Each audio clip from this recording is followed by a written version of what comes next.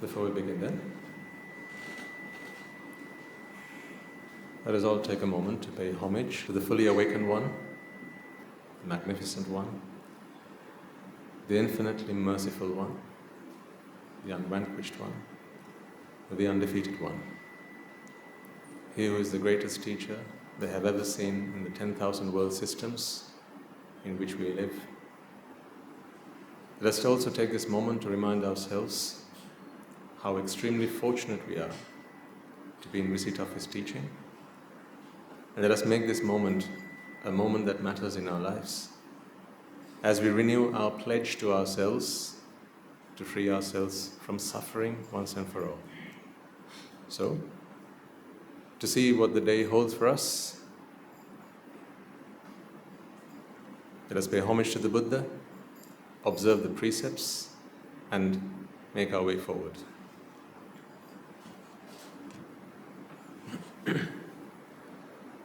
Namo tassa bhagavato arahato samma sambuddhassa. Namo tassa bhagavato arahato samma sambuddhassa. Namo tassa bhagavato arahato samma sambuddhassa. So first thing, I'm going to show you a video. What? Why are you giggling about it? It's a very special video. Oh, you feel ticklish or something? A very special video. You'll hear the voice of a very renowned scientist. What? You don't want to see that video? No? Hang on a second. Last week I said the same thing, and you were on the edge of your seats, wanting to watch the video. Today I give you the same story, and today you don't want to watch the video. What's up? You got out of the wrong side of the bed or something? No? Not interested? Why not? Do you remember we had this conversation last week? Or is this like a deja vu moment or something? We had this conversation last week, yeah? I said I was going to show you a video. You were all very excited about it. And from the moment I said it, you were like, when, Swami? I said, when can we see the video? Huh? So you're going to hear from Stephen Hawking, a man who needs no introduction. Still don't want to see it? It's gonna explain to you how vexation works. And it's a very rare video. You will never see it anywhere else. No? Still don't want to see it? Buddha? No? What's up? Why so dull?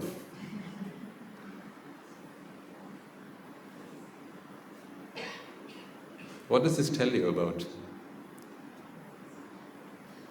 life, about existence? See, rewind a week. You were right where you were today, and I told you the same story. And you were all hyper excited about it. You really wanted to see it because you thought, today is the day I'm going to understand vexation, and you did. Huh? Hang on, any newcomers? Just give me a quick show of hands if today's the first time you're here.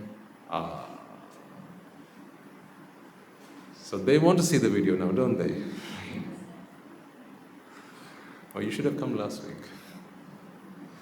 See, last week we showed everyone a video. And they loved it. Especially the ending. See, now, do you know what's going on in their minds? The newcomers today, as I say what we watched last week, and how everyone was looking forward to it, right? And how you all understood what vexation was after watching it, now they want to watch it. But none of you do. What's the deal?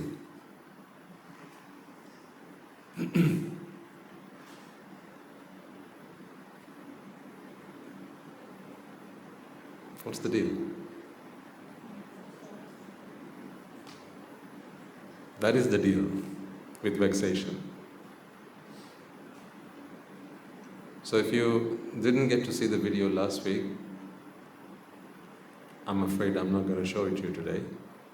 Oh, says newcomers. So it wasn't all it was hyped up to be, don't worry. It was a video that helped you realize what vexation was.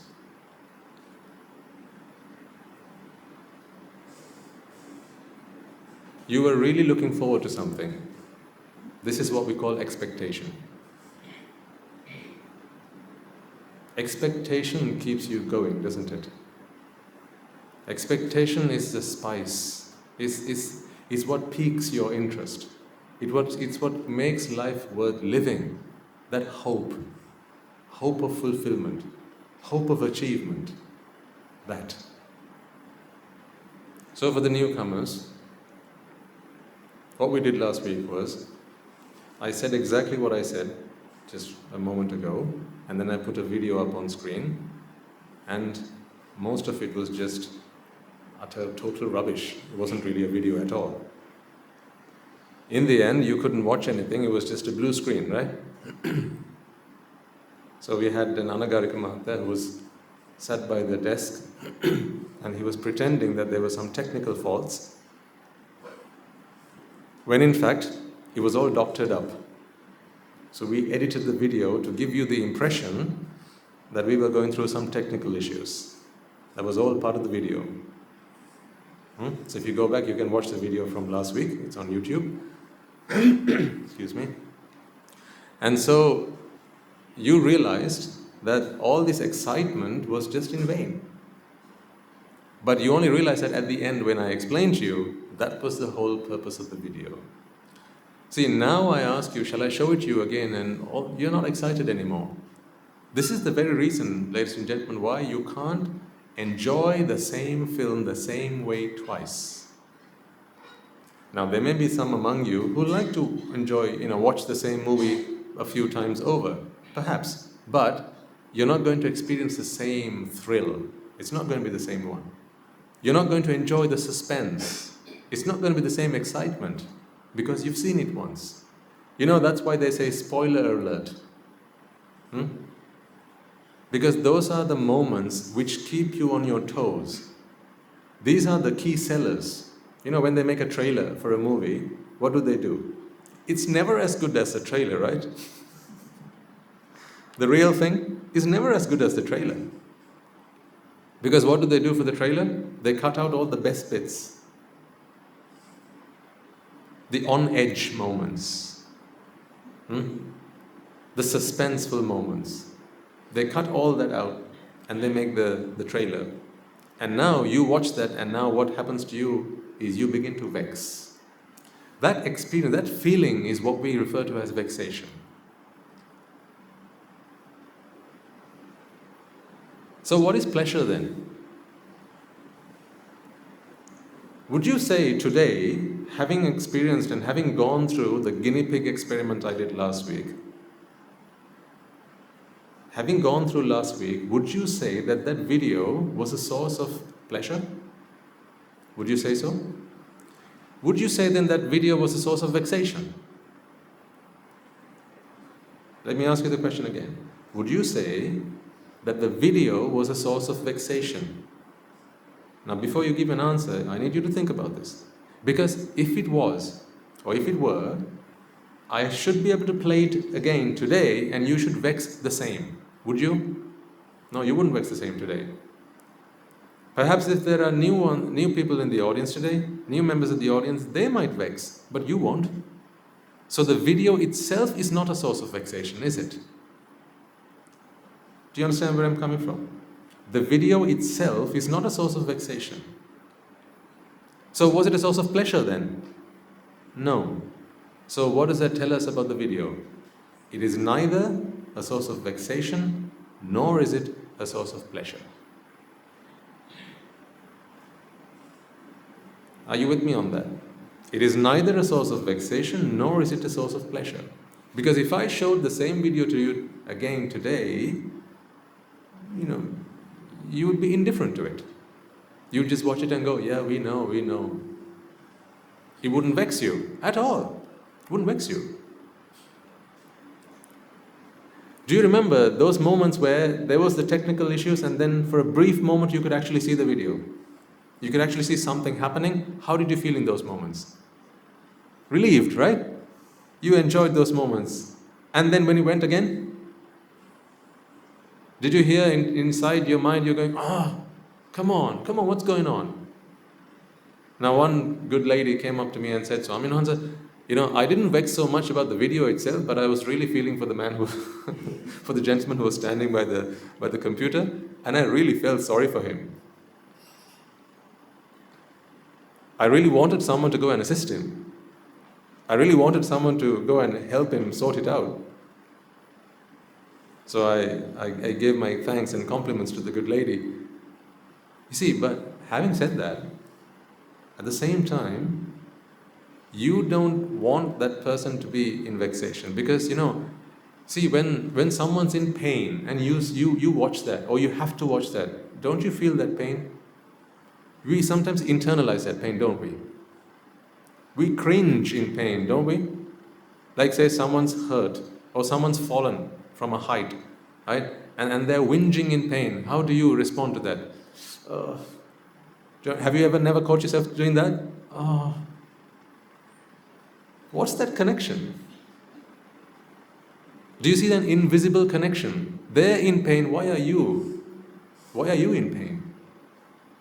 See, this is the mystery we need to figure out. Until we figure out this mystery, you can't stop yourself from suffering.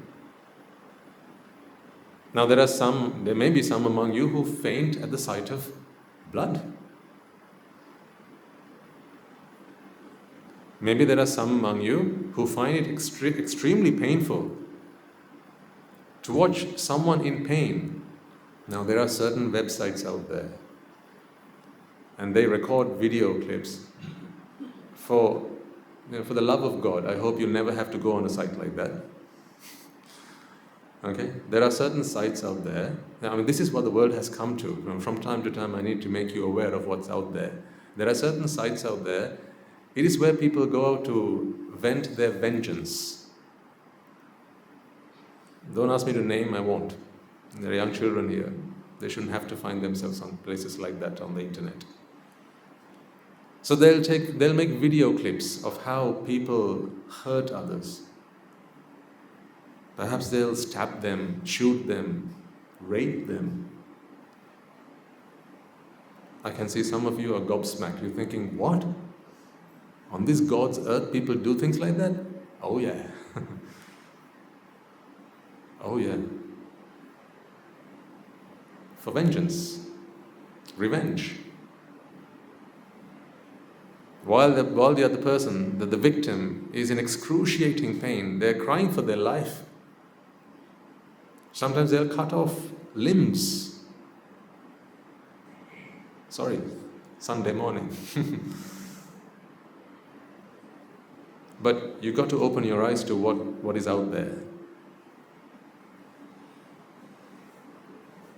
There are sites out there like that.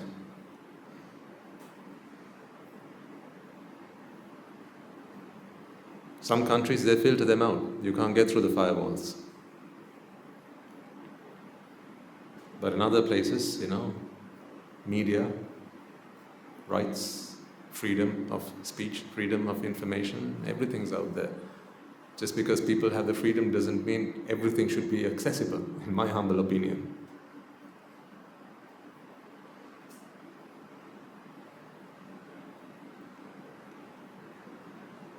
But this is out there.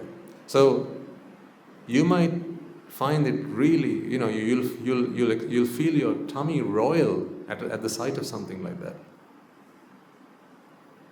This is because when you see pain, you experience that pain. How does that work? What is the science behind it? How do you internalize external pain?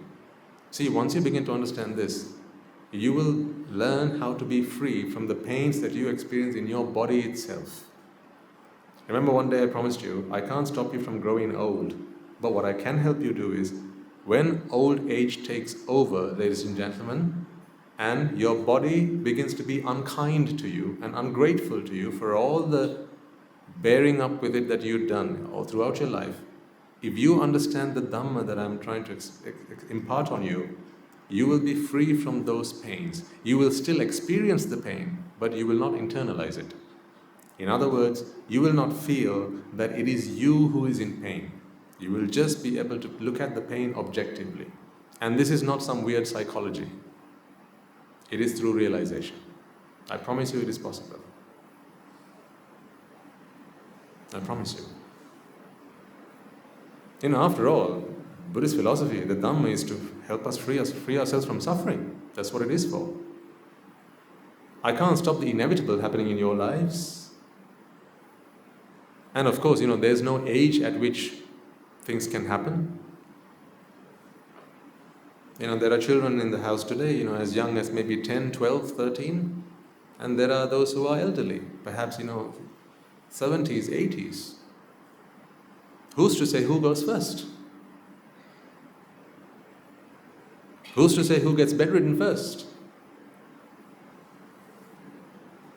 You can't say that. But as long as your mind is strong enough, as long as your mind has understood the Dhamma, you will be able to look at things objectively. A pain as just a pain. So this is where we are getting. Now, the question I asked you was the pleasure in the video or was it the pain that was in the video? Which one? Which one? One, the other, or both? Neither is the answer. So if neither is the answer, do you think beauty is in this flower? You see these anthurium flowers here? Yeah. You'd look at it and go, wow, that's very pretty, it's very beautiful. Are you sure beauty is in the flower? In fact, if I asked you, who among you thinks that this is a lovely flower arrangement? Now, you might all put your hand up just to be nice and polite. Huh? Because it's the done thing, the said thing, right? We have to be like that. But if you were alone here and you were able to express your honest opinion, perhaps there may be a few at least in the audience that might go, no, Swaminas, I don't find that particularly attractive. It's not my type. And that's fair enough. You'll say, that's not my type. It's not blue enough, one might say. It's not rosy enough, another might say. In fact, I like lilies, no anthuriums. I don't like anthuriums. Just look at them. How ugly. Another might say. See,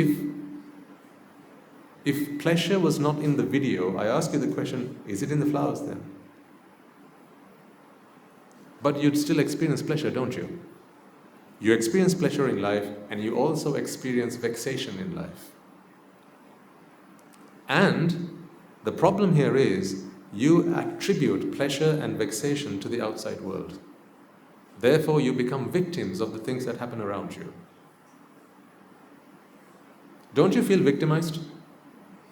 Just take a moment and, just consider, a time in your life. Perhaps it was this morning, maybe yesterday, maybe last week, at work, maybe in your family, maybe among friends. Don't you feel victimized? What is this feeling of being victimized? Or at least feeling victimized? You feel that other people hurt you. Yeah? You feel that other people hurt you. You feel that other people are a threat to your happiness. You never felt like that? Of course. You feel that other people don't care enough about you. No? We're all like that. They don't appreciate me enough for all the things I do.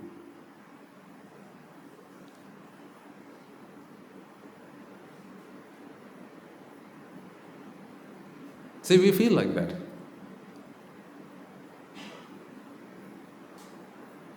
They should appreciate me more. We feel like that. But all of these are feelings that we have. Because we perceive the world in that way. Our perceptions are our perceptions alone, ladies and gentlemen. Sometimes you walk up to someone like that and ask them, why do you not talk to me? Why don't we see eye to eye? Why are you keeping your distance from me? And sometimes the response they get is, no, I didn't have the slightest intention of doing so. Oh, all right, okay, so sorry, I must have misread you. See, we have our own perception about the world in which we live. And in our perception of the world in which we live, ladies and gentlemen, we always point our finger outwards. And we do it in two ways. One, we say, you make me unhappy. And then we say, you make me happy. In other words, you bring me vexation or pain, and you bring me pleasure or joy. So therefore, this world we can split into two, as we have done the audience today. Those who make me unhappy and those who make me happy. So there are those who we like and those who we dislike. In simple words, our friends and our enemies. Love and hate are two sides of the same coin. That is why one day you will say, get up, you can now sit on the other side. No? And vice versa. Oh, I thought we didn't see eye to eye. I thought, you had something against me, but I realized that it was just a mistake. I realized it was just a slip of a tongue. It's fine. You can get up and go and sit on the other side. Don't you? If I asked you to make a list of your friends and enemies, couldn't you? All right, let's not call them enemies, because you'll say, Swaminatha, I don't have enemies. I'm a saint. I don't have enemies. All right, fair enough. Could you not make a list of the people that you like and don't like so much? Honestly. Now let's get down to earth, right? Let's be real people, right? You don't have to pretend to be anybody here. Remember, it's just you and I. Okay? And if it's an embarrassing question, I'll never ask you to put your hand up unless it's a virtual raise of hands. And then only you and I know that you've got your hand up. For example, put your hand up virtually if you got angry last week. Virtually. So I don't want you to see any hands going up. I just want a virtual raise of hands which only you and I can see. Yeah? Okay. That's good enough for us. See, when you feel that your pleasure and your vexation comes from the outside, in other words, from other people, from other things, from other events, from occurrences, you feel victimized. Now, if I asked you, give me a story of a rough time in your life, I'm sure each and every one of you, if not at least most of you, will have a story to relate to it. You'll say, Swaminatha, there was a time when my cousin, right, and we just didn't get along. Excuse me. We just didn't get along. Or maybe it was my sister and we just didn't get along. Or there was this friend from school, right? We were pals, we were friends, we were in fact best friends, but then, we became a triangle. How so? An equilateral triangle. You know the song, right? When a third person enters, a special third person, and then, it tests the relationship that I have with my friend, or something like that happened. Or there was someone who insulted me. Can you still be insulted? Do you feel insulted? Not right now. Are you someone who can still be insulted? If you are, then you feel victimized. I don't want you to feel victimized. If I can find you in the middle of the street, and I'll be hidden. I'll ask someone to come up to you and say, they look at you and go, Tadiya. Hey, fatso. Or someone look at you and go, hey, Chaminda. Say if you're a bit elderly, someone goes, Chaminda. Or if perhaps you wear glasses and someone goes, hey, Potte.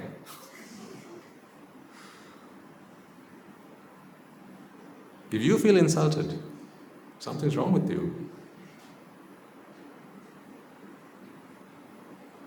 If you're short, like say, on average, you're short for your age. Someone goes, hey, shorty. And you feel insulted. You feel victimized. You don't need to be. The Dhamma will help you be free. Because when you feel victimized, you feel that you've got to sort them out. Why do we have the courts? So you can go and sort them out. When someone does injustice to you, when someone is being unjust to you, you have the courts so you can go and sort them out. How about we sort ourselves out?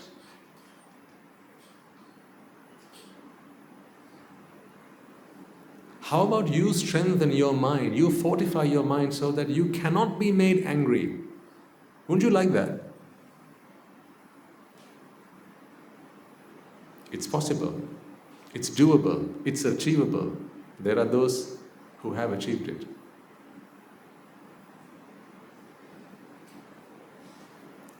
I want to help you do that. See, one button can ruin your day, can't it? Just think, early morning you're getting ready for work. Okay?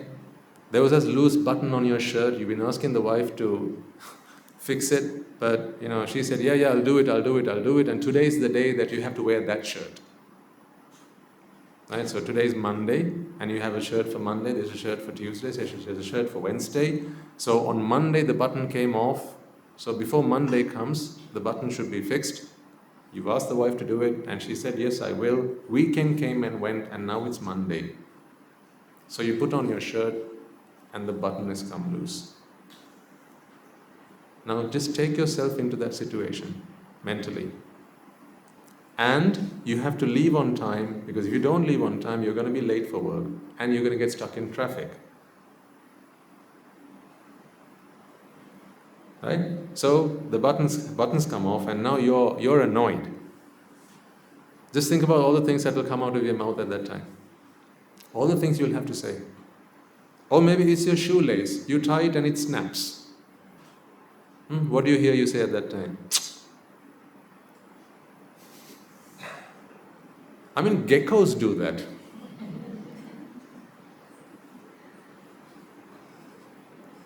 You don't have to be human for that.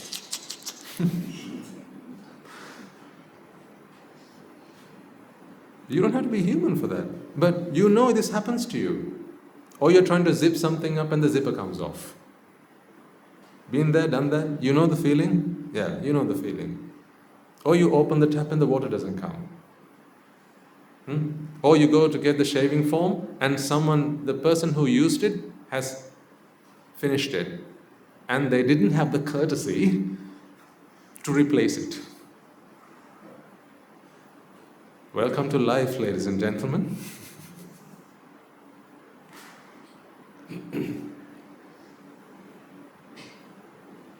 See how in these moments you feel victimized? You feel that you are the victim and people out there are out to get you. They're out there to bother you. And you ask this question, why can't you be a little bit more thoughtful? If the gas has run out, why did you have to wait for me to come and order it? Why couldn't you get it? If the hot water's run out, why did you have to wait for me to come and switch on the heater? If the cool water's run out, why did you have to wait for me to come and fill the bottle up and put it into the fridge? Yeah, you know what I'm talking about. On a hot day and you walk up to the fridge, you open it and you're looking forward to having that sip of cool water, and what do you see? A cool bottle without the water. You're familiar with this, I'm sure you are. This is life. Makes you annoyed. And how do you feel? victimized. You feel you are a victim of circumstances. And then you go looking for the people who are responsible for that. This is how arguments happen at home. Because you feel you're victimized. You feel someone's doing this to you. What you're not able to see is things objectively. You subjectify things. Someone has done something to me. That is how you feel in these moments. It is all to do with the self.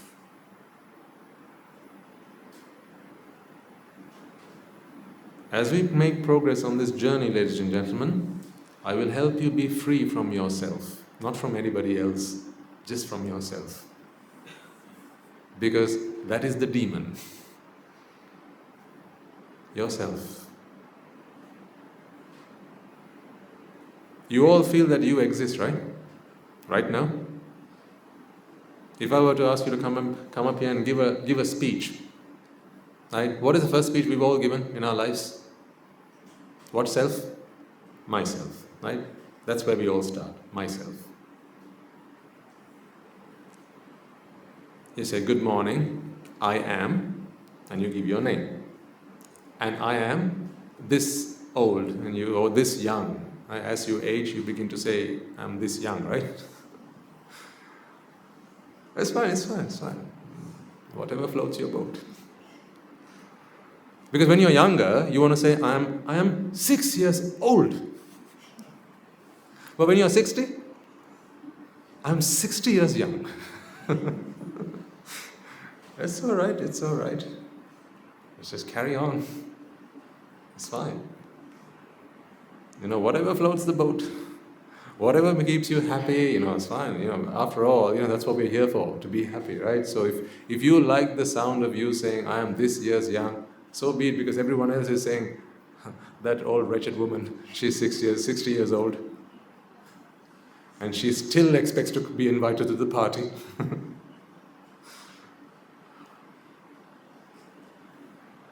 That's fine. Right, so then what else might you say? I am from so-and-so this part of the country, right? Or I live in this part of the world. Or you might say, my father's name is this, and this is what he does. This is my mother, and this is what she does, right? And this is my husband, this is my wife, these are my children, right? And, I'll do this for a living. So you talk about whom? Yourself. Isn't this the self that is always victimized? See, when I ask you, what are some things that make you happy? I have to ask you that question specifically with the word you happy. I couldn't ask you this question, could I, for instance? What makes happy? You tell me immediately, Swaminatha, that's grammatically incorrect. Semantically, syntactically, it's wrong. You'll tell me. Because Swaminatha, you have to have someone in there. You'll tell me you have to have either you, me, he, she, we, they. You got to use one of these pronouns and put it in there. That's when the sentence makes sense. So you can't just say what makes happy. You have to say what makes me happy, what makes you happy. Why so? Here's the reason. What makes you happy, sir, doesn't make you happy.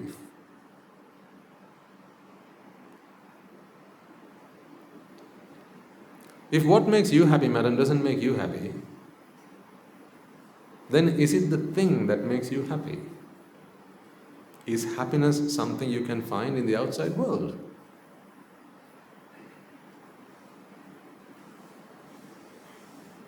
See, if you can see the audience, which of course you can't because that is a special opportunity that I have, from this vantage point I can see everyone. And I see people who've come from different walks of life. I see the young, I see the elderly. I see the pretty and I see I've dug myself a grave here. I see the pretty and I see the even more pretty.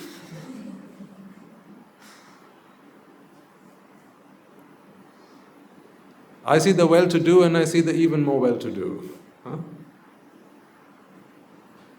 But in my life as a monk, right, over the last 6 or so years, I've seen them all. I've seen the poor, I've seen the rich. From the peasants to the ministers, to the great kings. From the young to the old, to the black to the white, right, to the Asians to the Caucasians. I've seen them all. And that's the thing.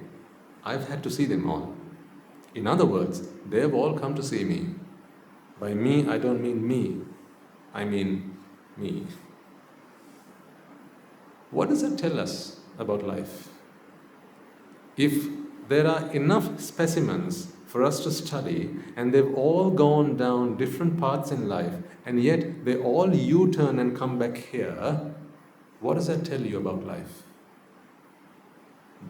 None of them have found it. Found what? Found what? Happiness. None of them have found it.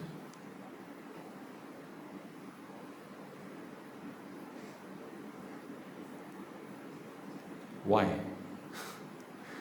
Because they're all looking for it from the outside. They're looking for it. They're seeking it. They're searching for it in the hope that one day they will encounter happiness. See, this is why when you watch that video, you are expecting the video to make you happy. In fact, in those brief moments where you actually got to see some footage, you did experience happiness, didn't you? Yes. What I want to propose to you today, ladies and gentlemen, so that we can continue this conversation, as we now start going deeper into the ocean of the Dhamma, is that there's a difference between happiness that I speak of and the happiness that you speak of. These two things are worlds apart. We all speak of happiness, but we're not talking about the same thing. It's the same word, but means very different things.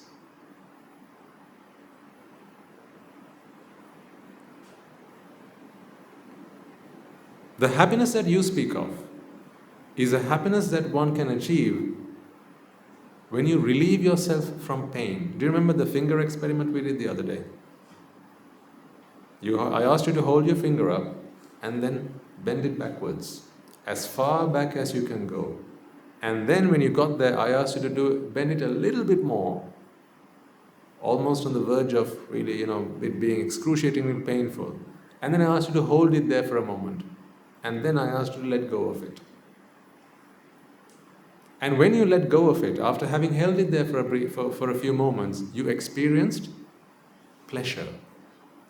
In other words, what you experienced was relief from vexation. What is vexation again? That which you experienced last week. That unfulfilling sensation, that unsatisfactoriness, the wanting for something that you wish to happen. This is what I mean by vexation. I'm trying to express in words a sentiment, an emotion that we all experience all of the time. All the time.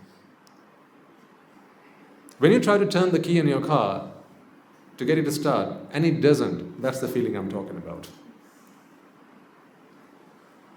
Not so much as a mechanic, but as the owner of the car, who wants the car to start, to ignite on the first turn. The feeling when you have asked your children to do their homework before you get home, so that you can tuck them into bed, and you turn up, you come back home and you realize they haven't even touched their homework. That feeling I'm talking about. That feeling. That expectation when you arrive home, you wish you want the dishes to be washed. And it's not done. And then you have to remind him, it's your turn.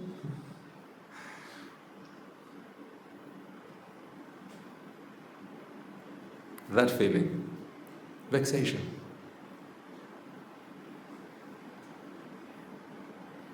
On a cool day, I give you a cool glass of water.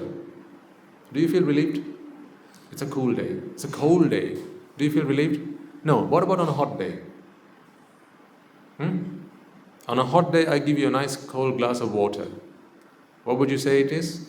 Refreshing, invigorating, relaxing. Yeah?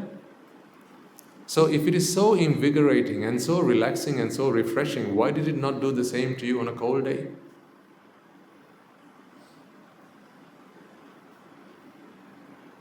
Do you see that the glass of water is not able to bring you that happiness that you think it's going to bring you? It is not the cold glass of water that brought you that happiness. Your vexation and relief from it did. Now in colder countries, we have heaters. Yeah? We don't use heaters in Sri Lanka, do we? Oh, do they in New Aurelia? Yeah. Why don't we have them in Colombo? When you're cold and you've got socks on because it's too cold, you've got a jacket on, and someone says, well, it's nice and warm inside, let's go in. Or maybe someone puts up a fireplace, right? And you walk there and sit around the fireplace and you feel that nice, cozy feeling, nice and warm, yeah? Why is it always nice and warm?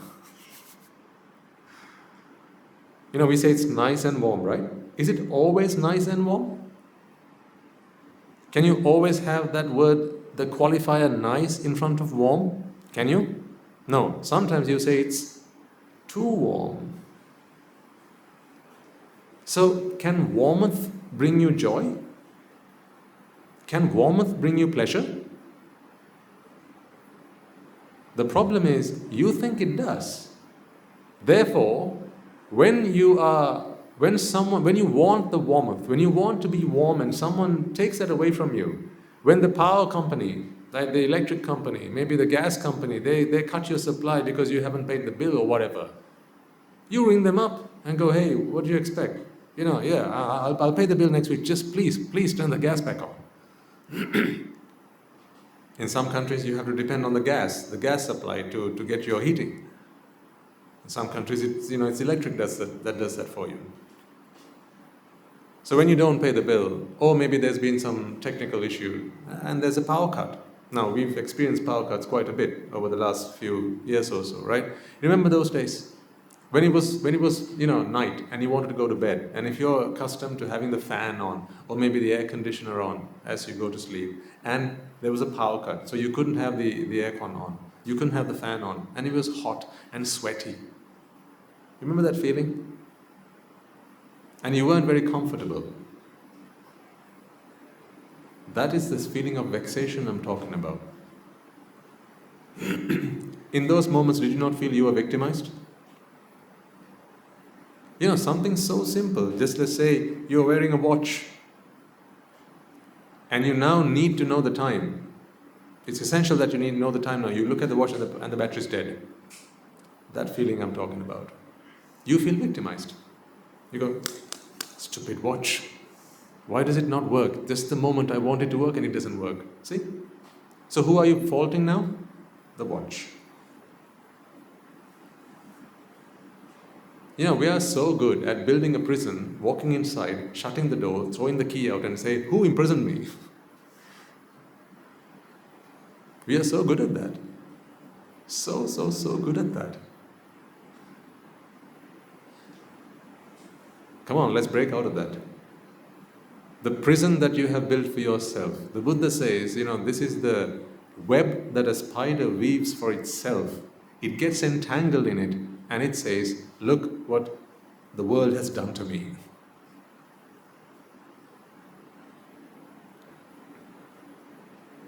That is what the Buddha says.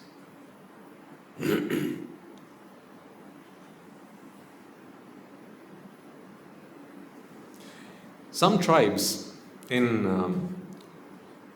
some part of the world, I think it's in an African country somewhere. There's a tribe that use a special technique for catching monkeys. In fact, it's not the monkey that they want.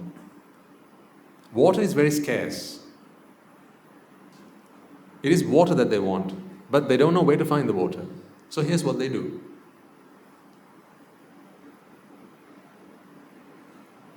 They get something like it's not a,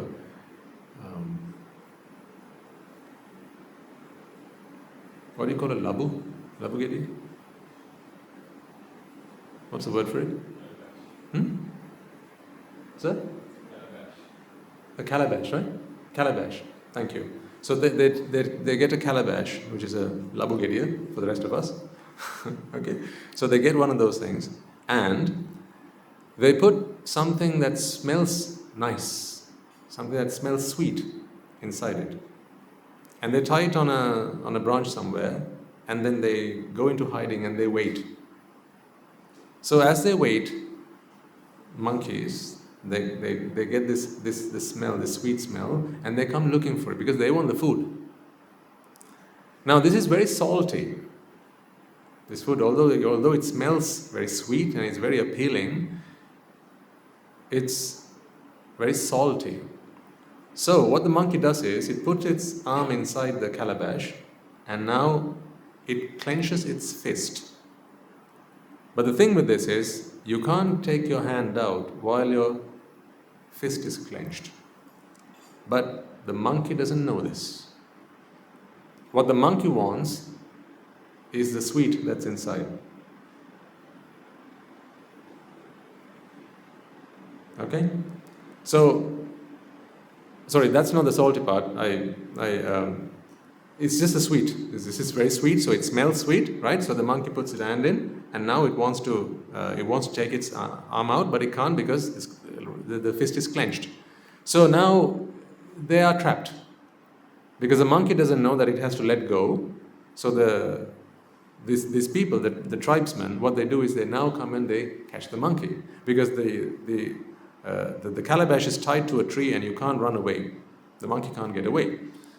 Then what they do is they catch the monkey, now they've trapped it, and then they feed it something like bread, but it's very salty. So once the monkey has eaten that, what's the monkey feeling now? Thirsty. Now the monkey knows where the water is. So now what they do is they let the monkey loose. And then they follow the monkey to the water.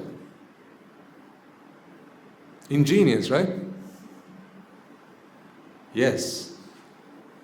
But not when you ask the monkey.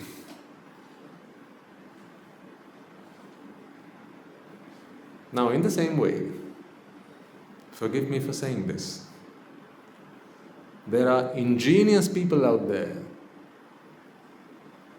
They do something called advertising.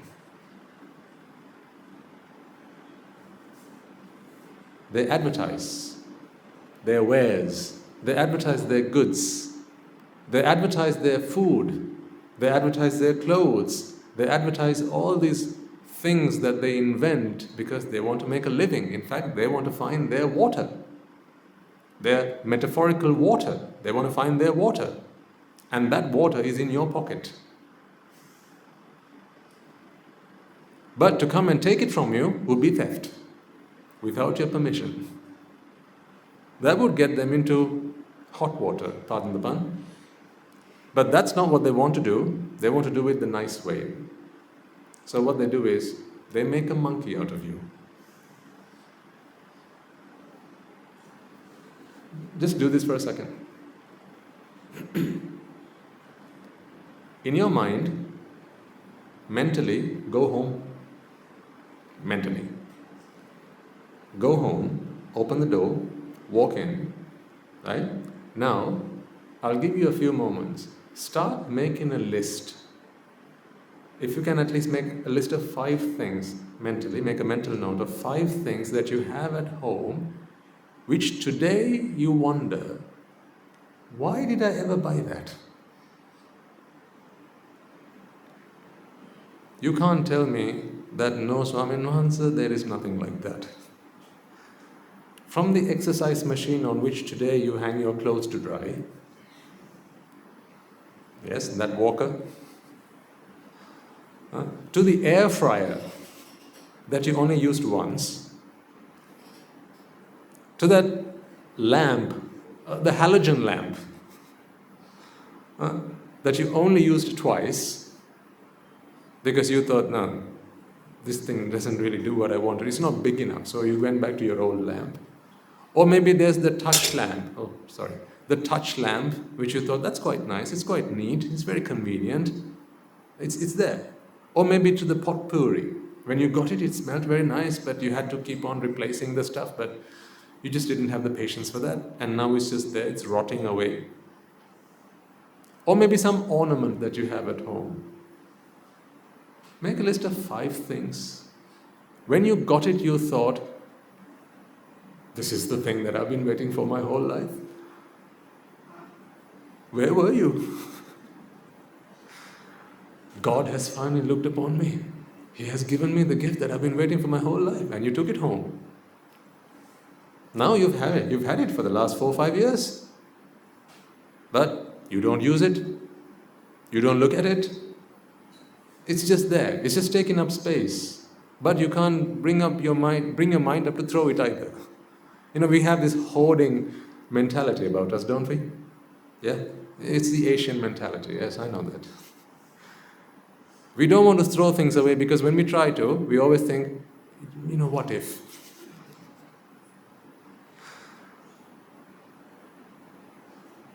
What if I just might need it one day? Someday. So our houses are only so big because we have so many things that we have to keep, which we bought impulsively. And now you just can't make your mind up to throw it because you know how much you spent for it. You spent a fair few pennies.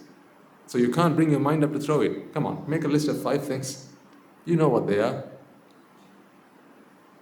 No, you can't include your wife.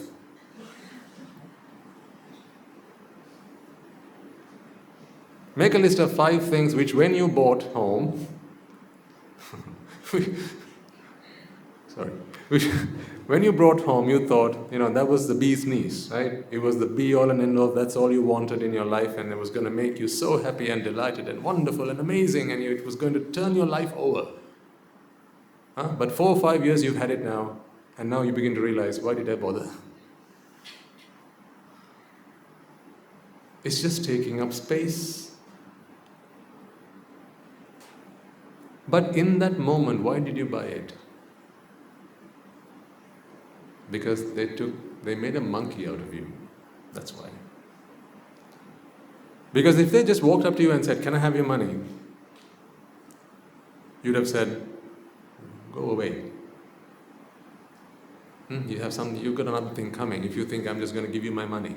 So they have to tease it out of you. Now I've got nothing against people who do marketing. In fact, I have a lot of respect to them, or for them, because they are ingenious. They really are. See how they work their magic on you. They make you feel victimized. I'm going to help you understand this. We talked about the roller coaster ride. Yeah? Now you feel victimized. Even being sat on a roller coaster, because now you know what they do to you. We talked about going to watch a movie, right? Watching a film on TV, and now you know how the director victimizes you. Right? So now I say, let's think about what advertising does to you.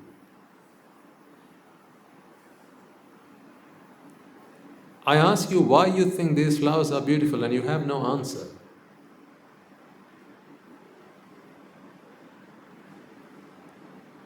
Because now you have to accept and admit that beauty is not in the flower. So much so that we have this saying, beauty lies in the eyes of the beholder. Right? You say that. But you still see beauty out there, don't you? We say that. We say that in and amongst ourselves. Beauty lies in the eyes of the beholder. Beauty is only skin deep. And we say all these things. Well, beauty lies in the eyes of the beholder. Why do you do your makeup then? Ladies, gents, if you're into that sort of thing. It's a different world now, anything goes, right? So you can't make any assumptions.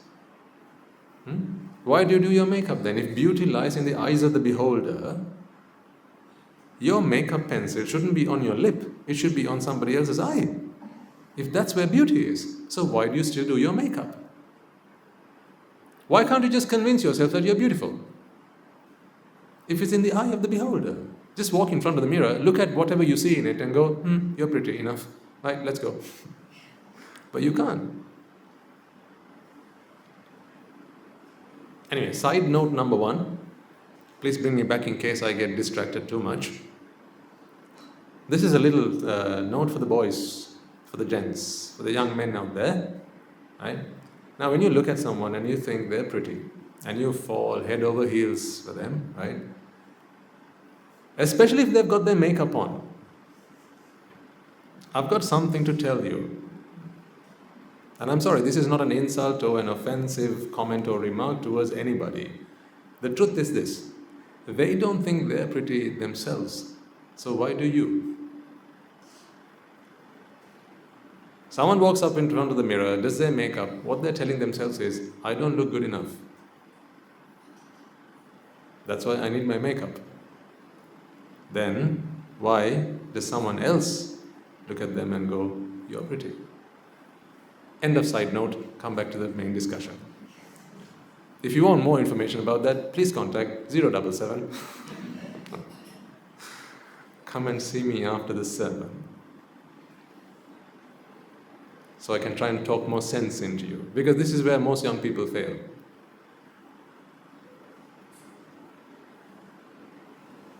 When confronted with so-called beauty, the beast within you rises. Then you become uncontrollable. For as long as you believe beauty is out there in the world, right, both men and women, girls and boys, you go looking for that beauty. And what has happened to you will happen to you. Yeah. There are single people here and married people here. See, they've all done the U-turn and they've come back. But when you got onto that porua, something it's a poranua.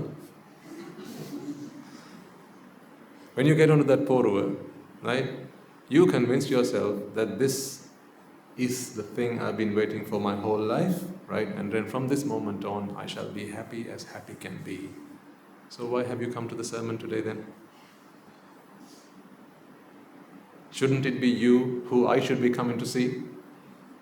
To get some advice on happiness?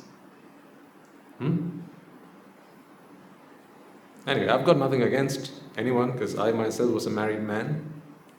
So I understand what it's like. This is what has given me the liberty to speak to you so freely and so honestly and so frankly. So I know, because as I said on one of the first sermons, I didn't fall from the sky. I know what life is like. I've experienced it. I may not have done all the things that you've gotten yourselves up to, but I've done a fair few things in my life. And this is where you've come back to the sasana. The Sambuddha sasana is where you will find your happiness. Ultimately. That's why they call it the ultimate happiness. When all happiness is not enough. When every happiness that life can offer is just not enough. I'm someone who's greedy for happiness. You settle for less. I won't.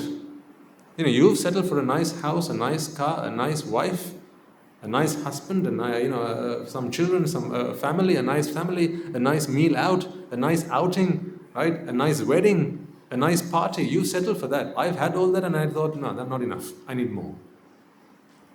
So if ever in your life you realize that you are not content with the happiness that you enjoy right now, come and talk to me. I will show you a greater happiness than that. So really, I am the greediest of them all. Mirror, mirror on the wall. Who's the greediest of them all? Me. Not you. I am so thirsty. I was so hungry for happiness. I went looking for it to the end of the world. And I found it. You have come here asking, Swaminatha, what is the secret? So I share it with you. Just the very fact that you're all here. And please don't feel I'm talking to you in a disparaging tone or thinking that I'm offending you or insulting you, because I was there, ladies and gentlemen. I want you to experience something bigger, something better, something greater than what you experience right now. Happiness is for all of us. It does not belong to the Buddhists, it does not belong to the Christians or the Muslims or the Hindus. Happiness is for all human beings. It belongs to all of us. It's just the way you look at the world. It's just your perspective. You just need to accept that happiness doesn't come from the outside, and it's yours. For as long as you go looking for it, as long as you think that these flowers are going to make you happy, believe you me, you will always have to keep staring at them for your happiness. And then when it starts to wither away and die, now how does it leave you feeling? The same as the flowers, withered away. See, when you outsource your happiness, I'll say that word again. When you outsource your happiness, they get to decide whether you're happy or not. Are you up for that? Put your hand up if you're okay with that. For someone else to decide whether you are happy or not. See, none of you are. Then why don't we learn how to be happy within ourselves and not expect other people to make us happy? But for that, you have to first accept that other people don't make you unhappy either. Other people or other events or other objects, they are not the source of your unhappiness. They are not the source of your disappointments. You make your own happiness. And you make your own unhappiness. How so? That is what we're here to learn now. What does advertising do? Let's take a simple example and walk through it. The reason I'm talking to you about advertising is not because I've got anything against advertising, but they have mastered this principle. I don't know whether they all, to work in advertising, you have to go and be a monk for 3 years or something. It seems like, they've mastered this art of vexing people and then making a monkey out of them. Like the tribesmen who get their monkeys to go and find their water, the advertising companies, again, nothing against them. Okay? So the advertising companies, what they do is they make a monkey out of you. They need their water that's in your pocket right now, or it's in your bank account, or it's in your plastic card. To get it out of you, they have to cajole you. They have to sweet talk you.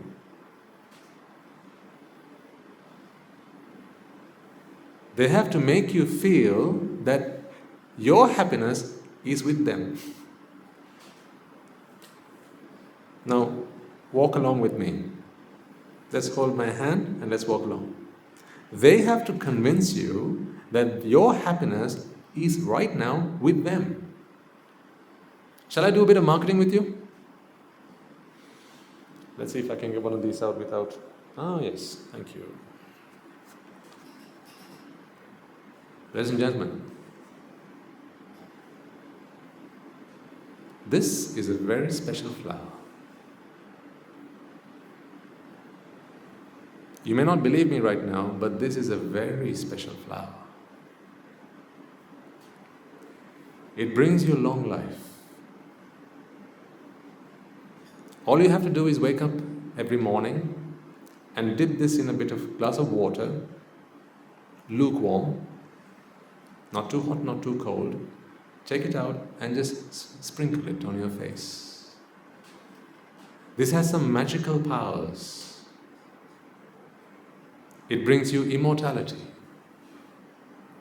And it gives you a nice facial complexion. If you wish, from time to time, you can take a bit of the stem,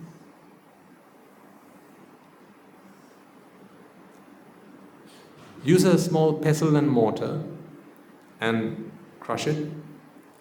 Add just a tiny bit of salt with a bit of turmeric. Make a paste out of it. Sprinkle some rose water. And with your little finger, no other finger works for this. With your little finger, take just a little bit of it and rub it on your nose, on the tip of it, 2 times a day. One early morning and one before you go to bed. Do this for 500 years and you shall live forever.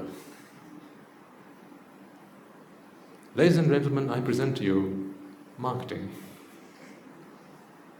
And now, if you wish to have this flower, please sign the dotted line.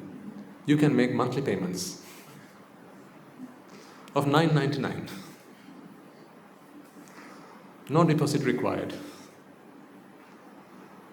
Marketing. Have you not heard the saying, one man's trash is another man's treasure? Or one man's treasure is another man's trash, whichever way you want to look at it. Does that not tell you that an object in itself is neither treasure nor trash? This is trash. But what I have been able to do is make you think that this is treasure. It all is a trick of the mind. This is what we call marketing. Now, of course, you don't accept what I say, but when you watch TV, as they say, as seen on TV, I wish sometimes they spell that as with another S.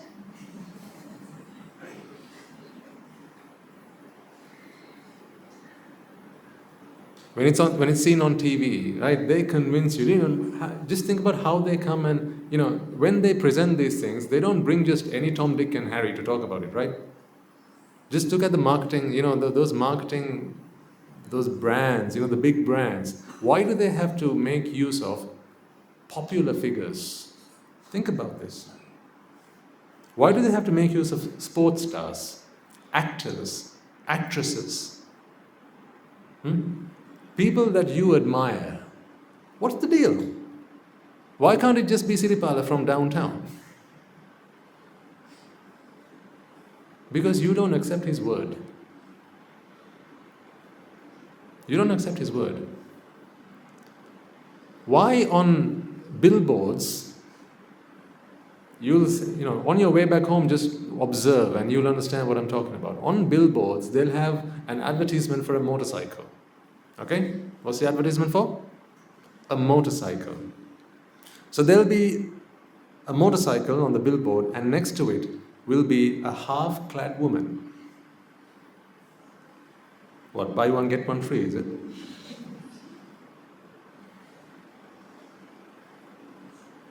What's the deal? This is all psychology.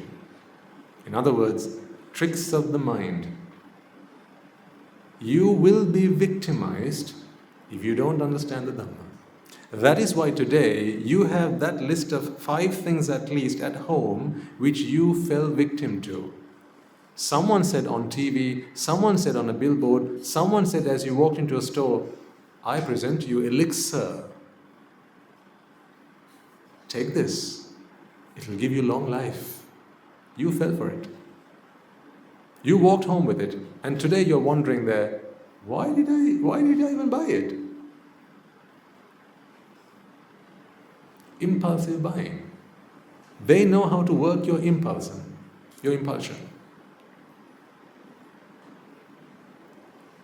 Now you feel victimized. Just for the sake of me asking you to do it, as you go home, after you go back home today, just have a walk around. Go into a bedroom, go into the living room, go into the kitchen, and just make a mental note of all the things that you have at home today. You wish, I don't know why I bought it. Children fall for this all the time, and you tell them that's because they're not mature enough. You tell them, don't believe everything everybody says, Puta.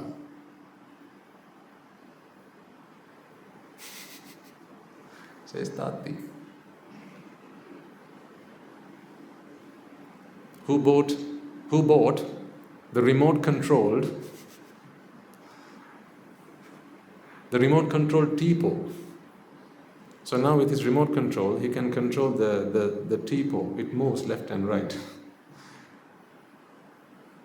On TV, it looked like the next thing you should have. Without one, you are nobody. Remember when they first did marketing for smoking, and later on that got banned, right? Perhaps in your younger years, where smoking was the fashion, right? It was fashionable to smoke. What did they say about smoking? The true making of a gentleman. Remember? Was it true? Today, retrospectively, you can answer this question. Is it very gentlemanly to smoke today? I'm not giving you the answers. You can come up with your own answers. Otherwise, anyone who is a smoker might feel that I'm offending them. No, I'm not here to offend anybody.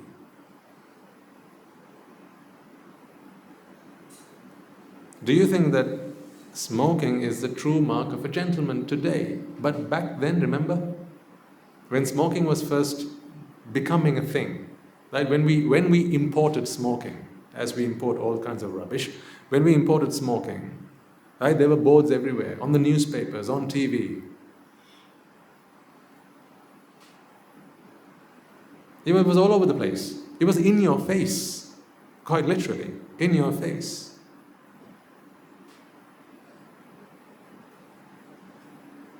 See, it didn't have to be true what they said, right? They said smoking makes you more presentable. They said smoking gets you places. They said smoking gives you better health.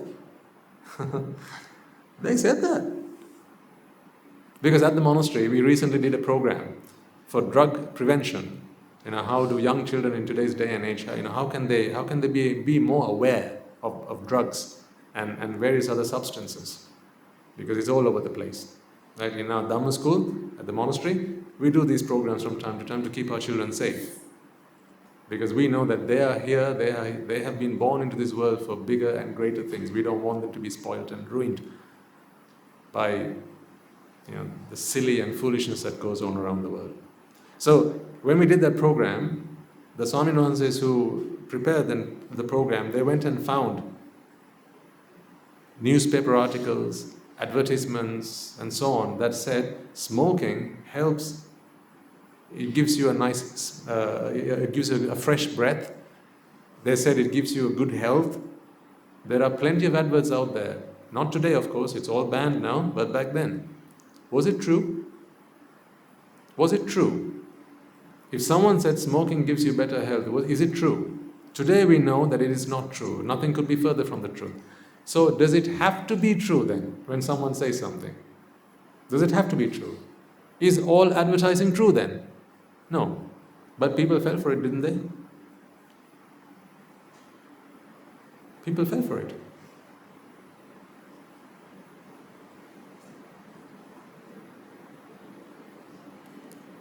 My argument is not about the smoking. I don't care whether people smoke or not. That's not my argument. My argument is something else. My argument is, think about how people get you to do things that they want, how they make a monkey out of you.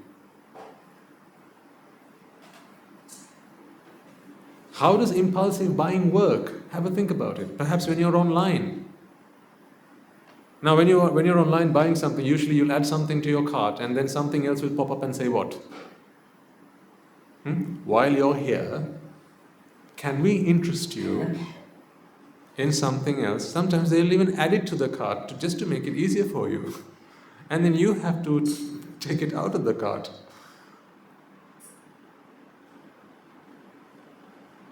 If you buy this now with this, you get 10% off. See? And then you buy it nevertheless. You just buy it, impulsive buying. So the question I was asking you earlier is, why is it that we need well-known figures, right? Popular people? Why do we need them in our advertising material? Why is it that when, just any old man walks up and says, this is the bar of soap I use, why don't you try it as well? That's not convincing enough. But when Aishwarya Rai gets up on stage and says, this is the soap that I use, everybody wants one. Even if she's never used that soap. Most people when they do the adverts, they never use that stuff. Sometimes, so there are some foods that are so unhealthy. They never use it. They never eat that stuff, but they'll come on screen and say, this is what you have to eat. I'll tell you why it works, so you can understand how your mind works. The reason it works, ladies and gentlemen, is for the mind to accept that something is true, the mind has to feel pleasantness. It has to feel good. It has to feel joyful. When the mind is joyful, when the mind is good, when the mind feels good, you can put any old rubbish into it. I'll give you a simple example to prove this point to you. When your little one wants some money, pocket money, what's the best time for him to come and ask you for it? After a long day's work? Huh? How do they time it? Sometimes they'll go to the mother and say, Amma, I want some money for the trip. Amma says what? Puta, don't go ask Tati now. He's just come out of a phone call from work, right? And I think he's not in a good mood right now, so you better not ask now, you're not going to get a penny. In fact, he might ask you how much money you have right now and confiscate that as well. You ain't going on no trips if you ask Tati now, so let's wait. Let me first take his tea for him. And then why don't you go and switch on the TV for him? See how he's taking you for a monkey?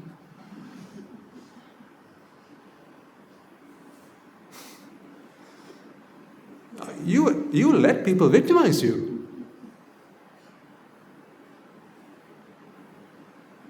Buddha, go switch on the TV first.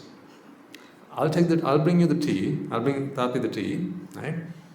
And then we'll go and ask him how his work. Let's just talk to him. Talk to him nicely, and then you can tell him about the award that you won from school 10 years ago. He will have forgotten. Of course, he will have forgotten because he's Tati. Tati is like that. You can tell him you won the medal for what? The spoon race.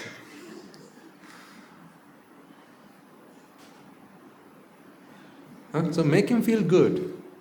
Make him feel happy. And then tell him what a great Tati he is. Sweet talk him. And then Ami will come and say, I have another. That's how you talk to Tati, right? We have string hoppers and polsambal and potato curry and chicken curry today. And Tati will be very happy. And then after he's eaten,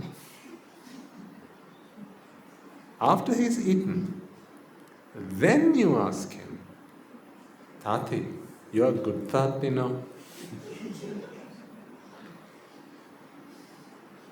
So what is this child doing to Tati? Taking him for a monkey.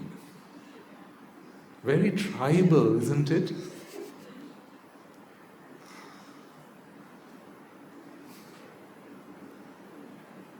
Very tribal.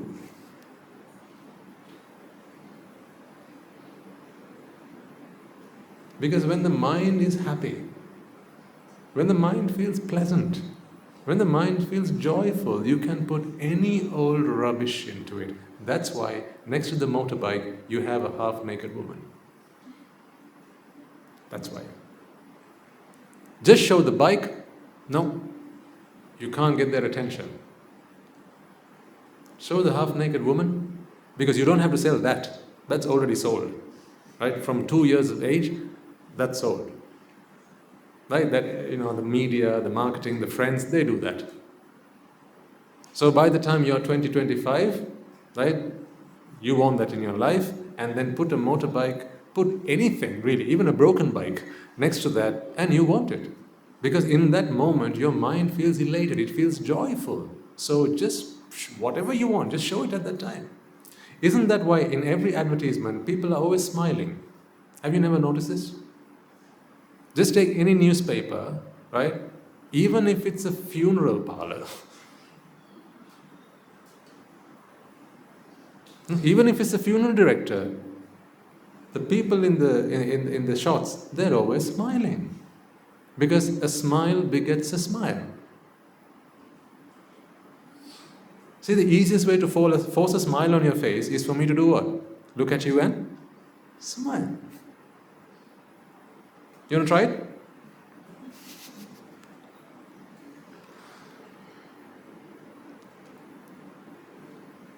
Because we like to be happy. We enjoy happiness. So we want people to be happy.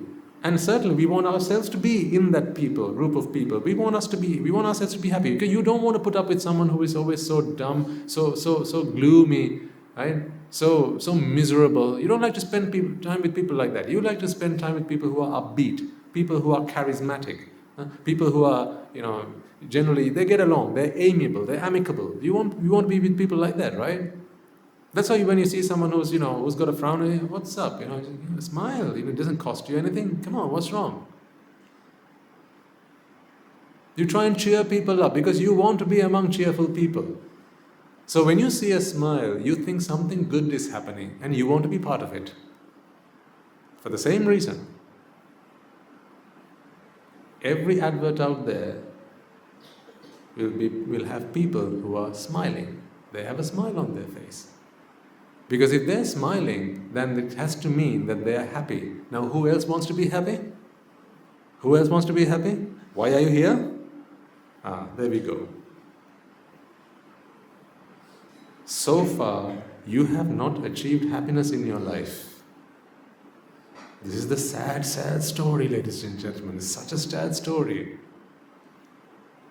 You've lived for 20, 30, 40, 50, 60, 70, 80 long years and you still haven't achieved happiness, and they know that. So they know that you are always hopeful of a happy day. So whenever you see a smile on someone's face, you want to be part of that happiness because it's a happiness that you're longing for. That's why every advert will have a happy face. Next time you get a newspaper, a magazine, a tabloid, turn the pages and have a look. You walk into a lab of life and see if it is not true. When they're on now why did you buy that exercise machine on which you hang your clothes out to dry today? Why did you buy that exercise machine? Because when you saw it on TV, right? There was a young woman perhaps, or maybe a muscular man, right? They got on the bike and they were striding in, right? And smiling away at the camera. No, they weren't sweating at that time. No, of course they weren't. They weren't sweaty, they weren't groggy, no, they were nothing like that. They had their makeup on. You didn't stop to think about all that. You didn't stop to think, how come they don't have a drop of sweat on their foreheads? That didn't cross your mind at that time. All you were looking for is there happiness to be found here? See how desperate we are for happiness. Even the slightest opportunity of happiness, and you are out there to grasp it, to grab it. That is how much we are void of happiness. That is how much you are void of happiness. Because you seek happiness from the outside. That is why advertising works.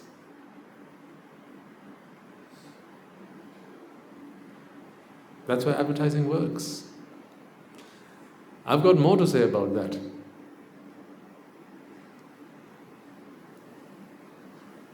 Come back to this.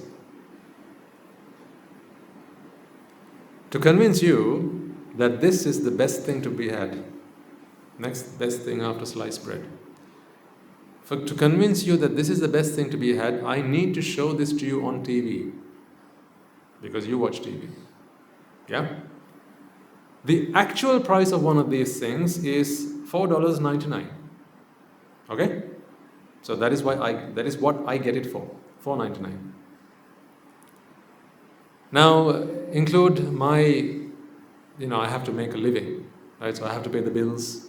I have to look after my children and so on. So for that, I'm going to add another $5. So now it's $9.99.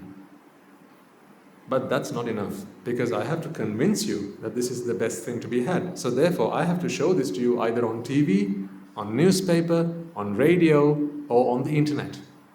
Or I have to put a billboard up somewhere. Now, where do I find the money for that? Think and answer embarrassingly. Where do I find, as the vendor or the manufacturer, where do I find the money to make a monkey out of you? from the monkey itself. So now I can't sell this to you for $9.99 because I have to pay the TV company, the commercial company, to make a commercial and air it. So for that, I have to add another $5. So now it's $14.99. $5 of the $14.99 you pay out of your pocket for what? Sorry, I didn't mean to be so harsh. $5 of that $14.99 you pay for what? So that I can show this to you on TV and convince you that you must part with your money. Because your happiness is with me.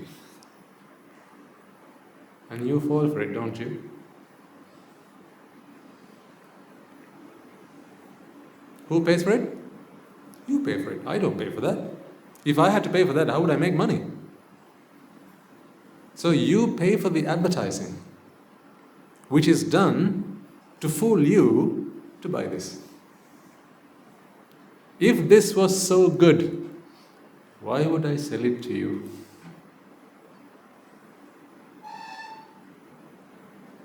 If this was the best thing in the world, why would I give it to you in exchange for your money?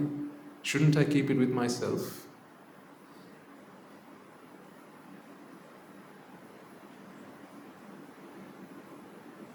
Think about it when you go home and start making the list. Once again, I've got nothing against the advertising companies. Long may they prosper. May they go on to make every success in life. That's not what I'm here for. What I'm here for is to help you realize how, if you don't understand the Dhamma, when you don't understand the Dhamma, you become victimized. And then you believe that you are a victim of circumstances. No, you're not. Let's first fix our attitude. We have this attitude that is other people who are responsible for my unhappiness. With that attitude, we are getting nowhere. The first thing about Buddhist philosophy is taking responsibility for your own happiness. Without that, you are not even a Buddhist. A Buddhist is someone who takes responsibility for their own happiness. So you don't have the divine beings who decide whether you are going to be happy or not. It's not God who decides whether you are happy or not. It's you. It's not your friends who decide that. It's not the shopkeeper. It's not the salesman. It's not the TV company. It's not the film director. It's not your friend. Not the politicians. But when in and around an election time, people drink just to wash away or drink away their grief. Because someone has made them unhappy. Who's made them unhappy? The opposition. The opposition has made them unhappy. So who was going to make them happy? The people that they wanted in power.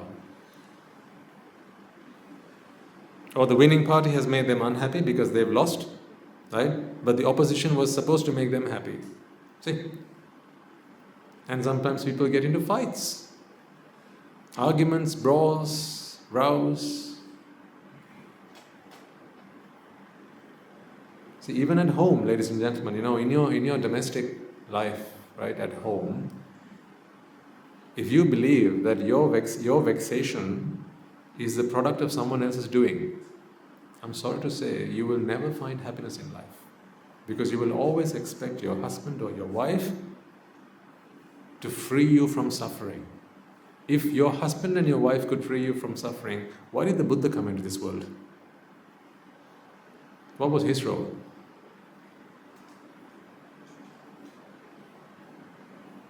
Then what's the purpose of the Buddha? What's the purpose of the Dhamma? What's the purpose of the Sangha?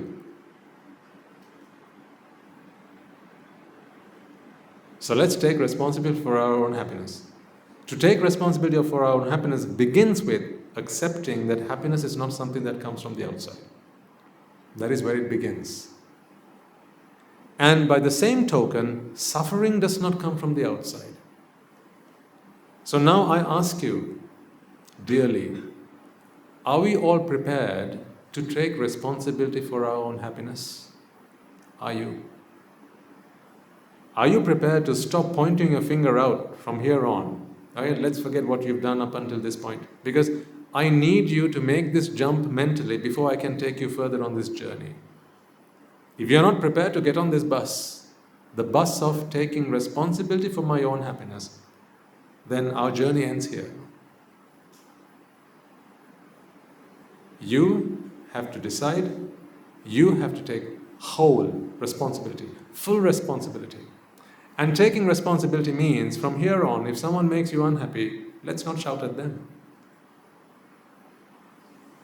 Let's stop shouting at them. Let's stop blaming someone else because they've made us unhappy. So let's not find ourselves ever saying things like, why do you always make me angry? Because they don't.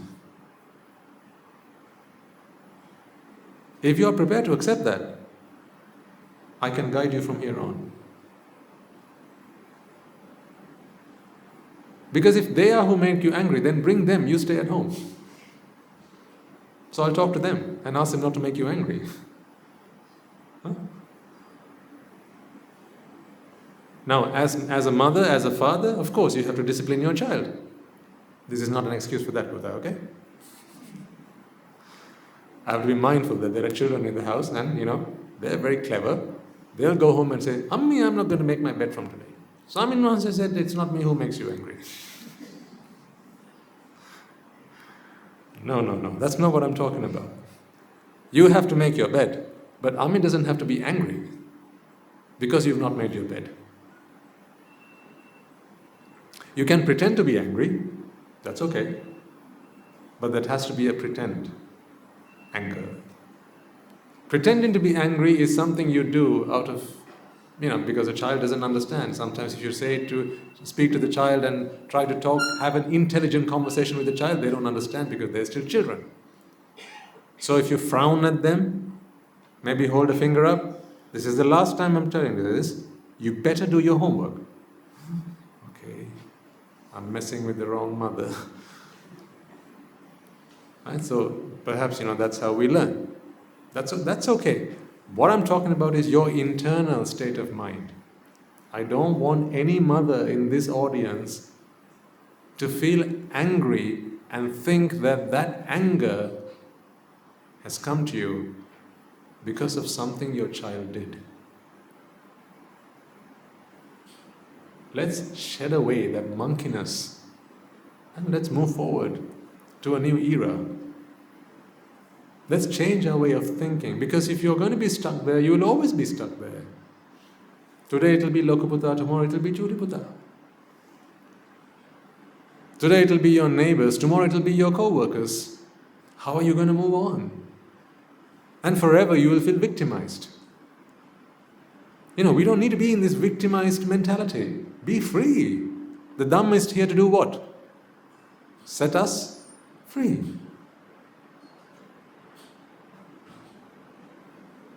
If you feel angry, that's okay. Right? I'm not saying from here on you shouldn't be feeling angry. That's fine. It's if you feel angry, if you feel anger, if anger arises in your mind, that's all right. Just come here every Sunday.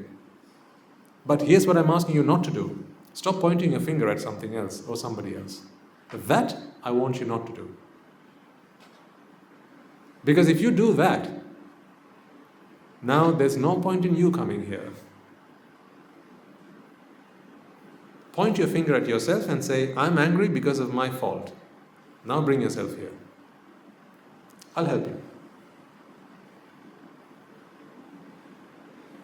What do you think about that? Do we have a deal? Are you up for that? Or do you still believe, no, Swaminathan, no matter what you say, it's other people who make me angry? Huh? Everybody else is fine, it's just my little sister. She's She just makes my life impossible. Everyone else is alright, I can get along with everybody else, but my little sister, she's just a pain in the neck.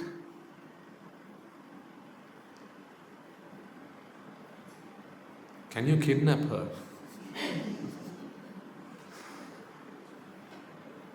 No, it's not your sister that makes you unhappy.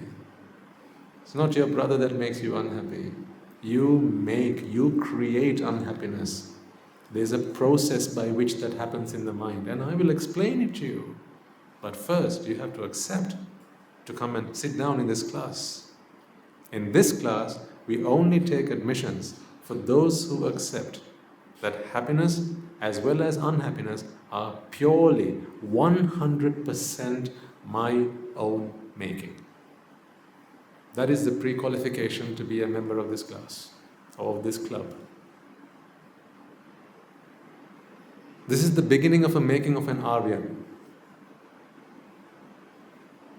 If you want to start walking the Noble Eightfold Path, this is the beginning of nobleness. The beginning of nobleness.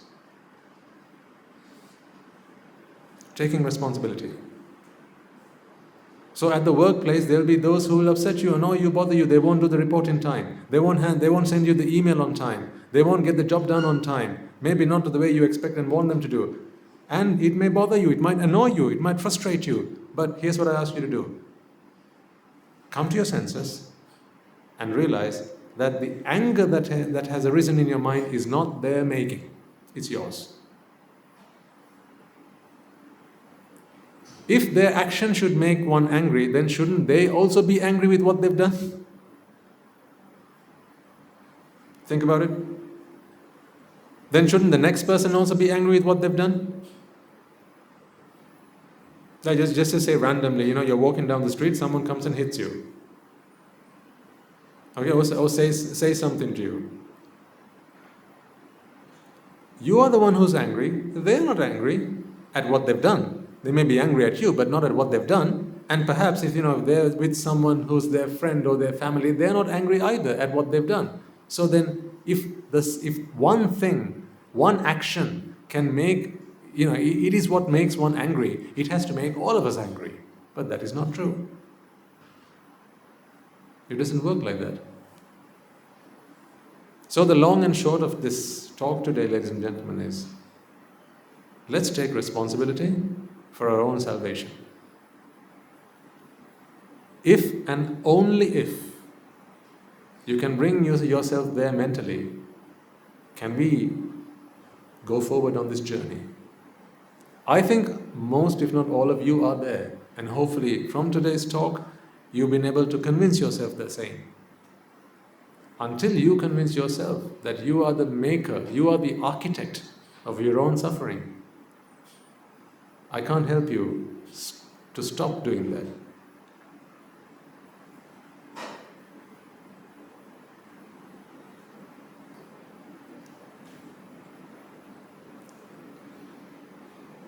I showed you the video last week to convince you of that. The video was neither a source of pain, nor was it a source of pleasure.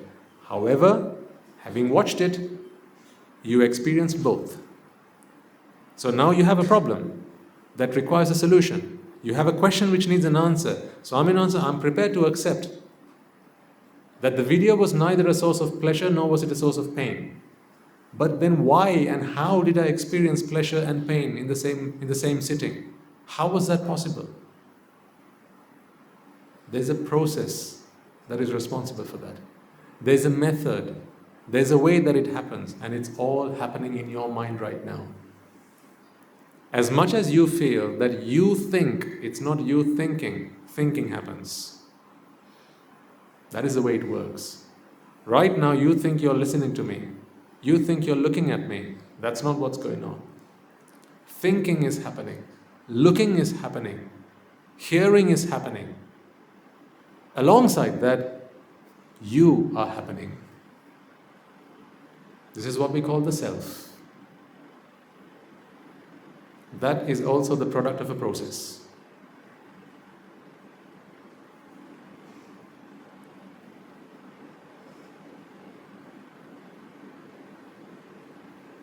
Here's where I want to take you. One step at a time, one Sunday at a time, I'll take you there. So if I shared all this with you on the first day, you wouldn't have come the second day. Because this is a journey. You got to go to grade 1 before you go to grade 2. That's the way it works. We all started somewhere, we're all making progress, we're all on that journey. I am still to achieve my arahanthood. One day, whenever it happens, it will happen. I'm still on a journey. But if we've come some way, I want you to come with me. So we can all cross that finish line someday, one day. But if you don't begin, you never end. That is why your vote of confidence in the Sambuddha Sasana, I salute. There could be a million things you could be doing on a Sunday morning, but you've decided to be here.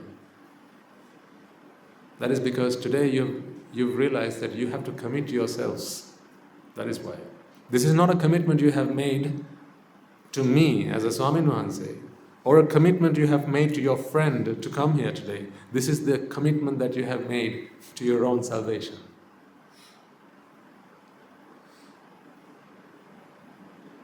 Very soon you realize, when you come here on a Sunday, you bring very little, but you take away a lot. If today is your first day, you may not feel that way, but soon enough you will. That is perhaps why someone might have invited you to come along, because they have begun to understand the change that is happening within them. Here's how you will begin to experience this change. If you begin to understand this teaching, ladies and gentlemen, I think I concluded with this last week. You will become a better mother at home. A mother who does not get annoyed, agitated, frustrated, angry with their children. A mother who can think less of herself and think more about her children. Because without the Dhamma, you don't have a mother, you have a selfish mother. That's why today you can only feel motherish towards your own child. You don't feel the same way about every child. If two children are stuck, say they're stuck in a building that's burning down, and you can only save one. Need I ask the question? I don't want to insult you, so I won't ask you the question. If one is your child and the other isn't, that is not a mother. That is a selfish mother. Why selfish? Think about the self first and then the child. Saving one child doesn't make you all that happy, but saving the other helps you keep your sanity. So whose benefit are you thinking about first? Let's say one child, one of the children who's not your child, they're fully formed. The other child is handicapped. Maybe the doctors say, this child can only live for another 15 years.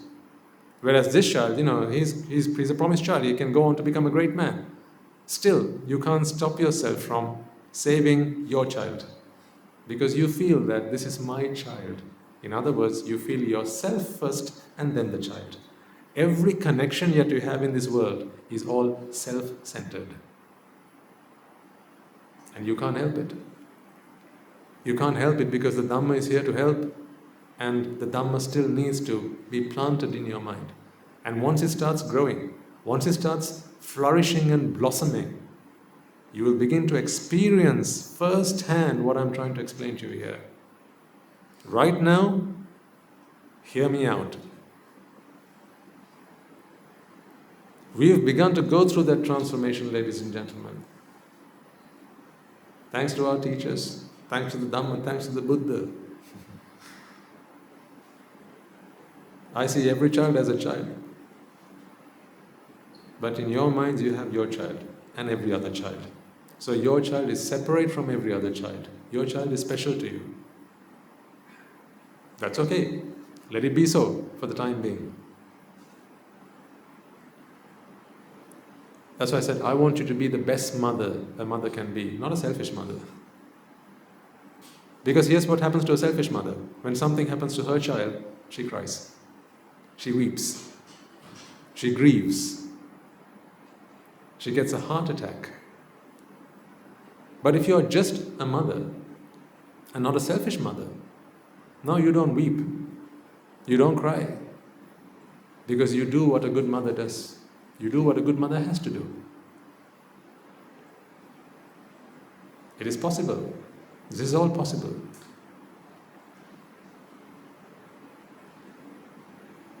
So that is what we are here for. To free ourselves from suffering so that we can become the best mother a mother can be. To become the best father a father can be. To become the best friend a friend can be. Why? Today you have a best friend, don't you? What a pity. Now I know this will probably go against all social norms that you've come to learn. Right? This will go against every principle we hold dear in society. I'm not here to cherish society, I'm here to tell you the truth.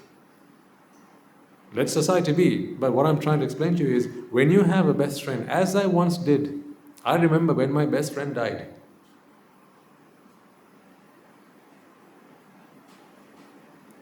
It tore my heart. I remember that day. It was an unexpected accident. But today I have learned how to be a friend and not to be a best friend to anyone in particular. When you love just one, you lose everybody else. When you can love all the same, that is a different kind of love. It's not a selfish love. In a selfish love relationship, you are there. It is self-centered. My interests have to be met in a self-centered love, in a self-centered relationship. But where a relationship is not self-centered, where it is not selfish, you no longer have interests that have to be met. Mentally, the mind doesn't need anything to be happy. Physically, yes. The body needs things to be happy. Not happy, but to be comfortable. That is why we call them the 4 requisites. Otherwise you'll ask me, why Swami Nasa do you go on Pindapata then? That's why. Because that is for the body, not for the mind. That is why into the alms bowl you can offer anything you like. That is why yogurt and rice and pudding and gravy and water, if you wish, can all go into the same alms bowl. Because that is what the body needs. But when the mind begins to have wants, not needs, wants, now the mind wants to have starters, main course, dessert, follow-up.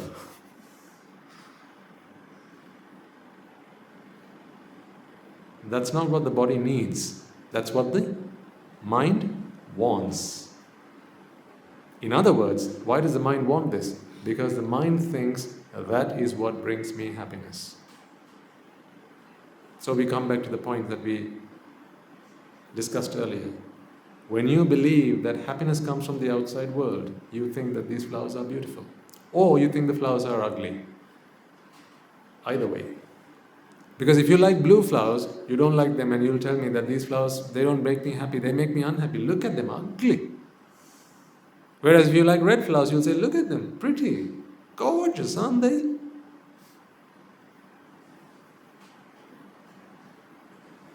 No, the answer is they're neither. It's neither pretty nor is it ugly. It's just a flower. That is a state of equanimity. Upeksha.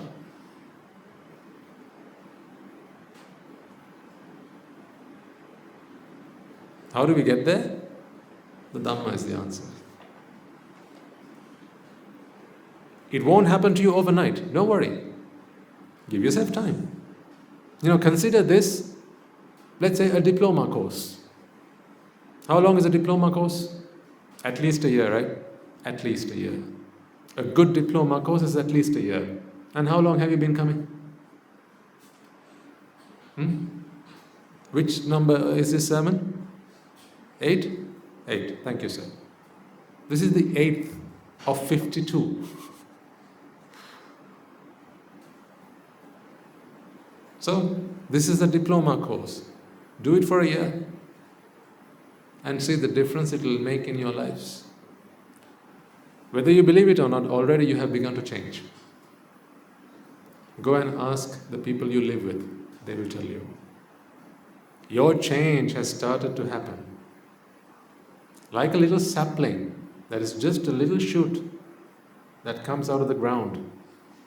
If you keep watching it every day, you don't see it grow. But look away, go away for a few months, come back and then look at it. It'll have grown into a plant. You see you every day. Therefore, you don't realize the transformation that you're going through.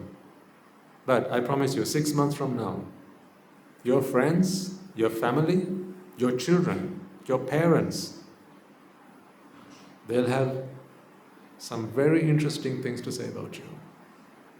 I'll just say interesting for now, because I don't want to make any promises. You can experience that for yourself. They will begin to say, I'm beginning to see a change in you.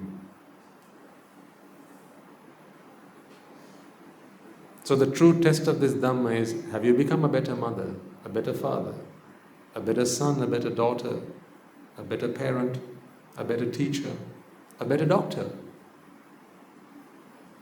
Anything. Do whatever you have to do in your life, provided it's not an unmeritorious deed. If you're not stealing, if you're not killing, if you're not backstabbing, right? If you're not lying to make a living, then do whatever you have to do. Just don't do the unmeritorious deeds. There are 10 of them. One of these days we'll talk about it. Just make sure you don't do those things. Because in doing those things, I am not concerned about the harm that you inflict on others. I don't worry about them. Because they're not the ones who are here.